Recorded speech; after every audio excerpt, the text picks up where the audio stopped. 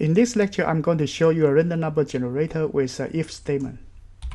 I'll show you how powerful it is. First, let's review the random sample generation. If you have a random method, you should be able to generate a double value between 0 and 1 times count. You should get an integer and then cast it to integer. You will get a value from 0 to count minus 1. In this case, you should be able to generate from 0 to 9. And then time 2, it gives you a value of 0 to 18 plus 11. You got a value from 11 to 29, each one separated by 2. We call it step. And then the initial point, we call it baseline. It would be this 11.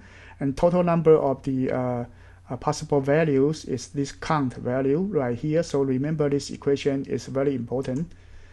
Right here, I'll show you a bias random number generator for all of the alphanumerical symbols. First, let's divide it into 3 regions. The first region, we generate all of the digits. Second region, we call it region 1, should be generated all the uppercase letters.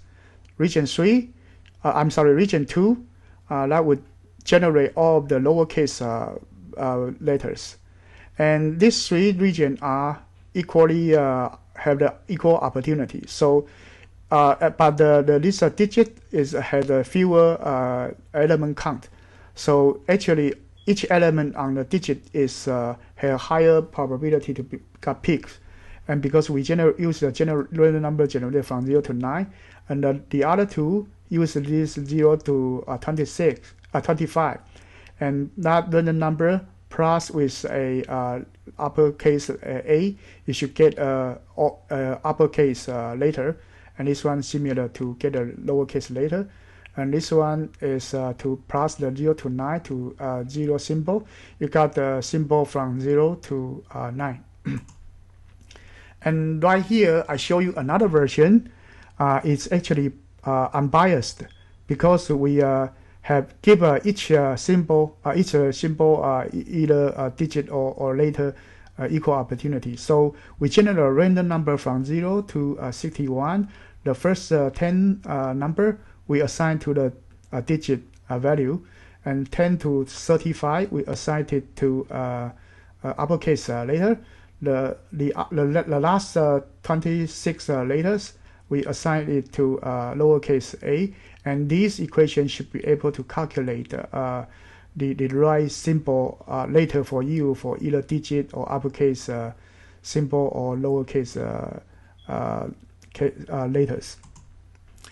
And right here, I will show you an unbiased randomized coin. That means that you will have a head or tail to be the same opportunity of 50%.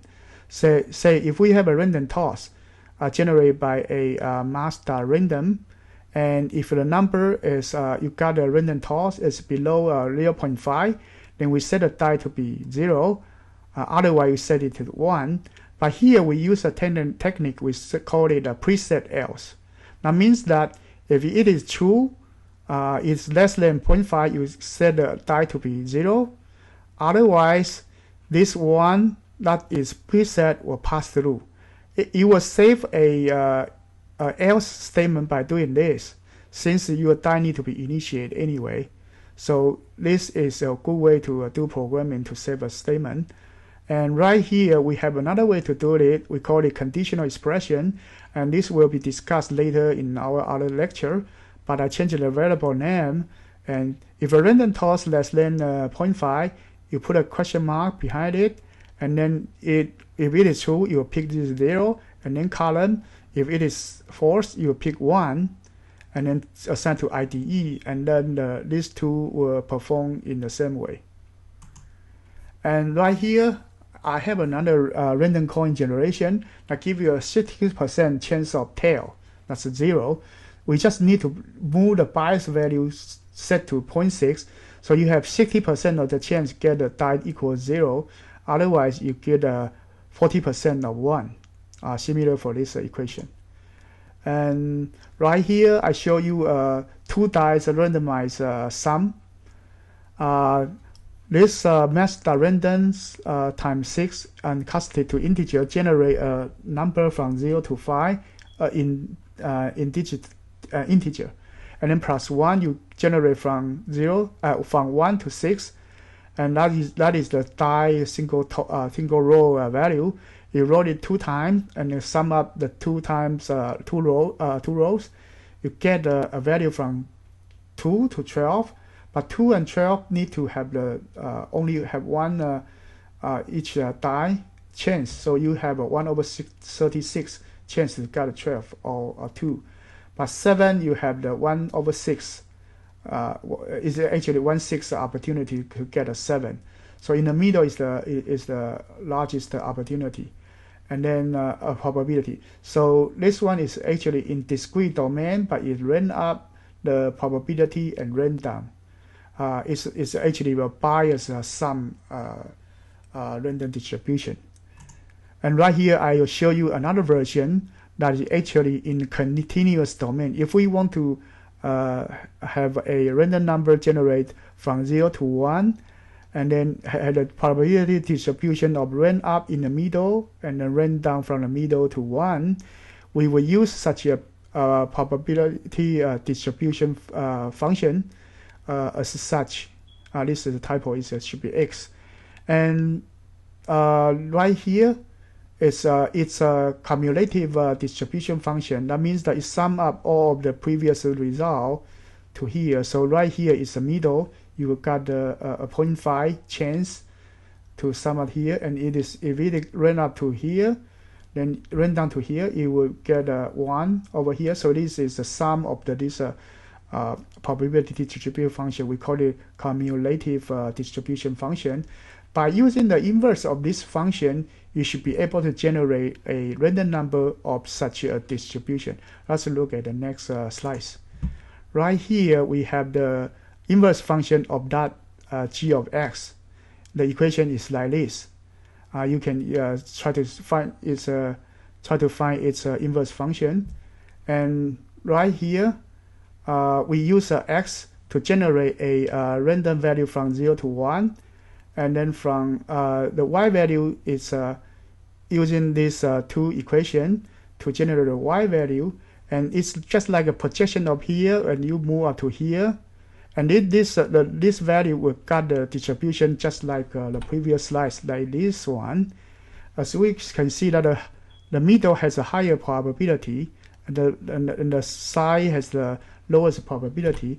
Right here is the most flat one. You get a higher chance to get into here, and then get a higher probability here. And here is very sharp, so you get a lowest probability over here. And that's by this equation. So these 2 equations should be able to generate y with such a y random number with such a probability distribution. And using that same technique, if we times the x domain to a, and that is the span, a is this span, and we add up the baseline to 0, you should be able to use the same technique we use here to shift the whole this probability window from b to b plus a. That's b is the baseline. And right here is an example. We use the x we calculate from this random number, and y value from here. You got a y, and then the random value by that inverse function should be like this. After 10,000 simulation, you should sum up with the mean of this. That means that this mean is very close to 4. That's our desired value. And then in this lecture, I include these programs for you to try out. Each of the programs I talked about so far have been included. So try to download it and unzip it to try. And random number generator is very important for computer science because you can try it for a computer game and computer simulation for stock market or earthquake modeling. So try it and you will have a lot of fun.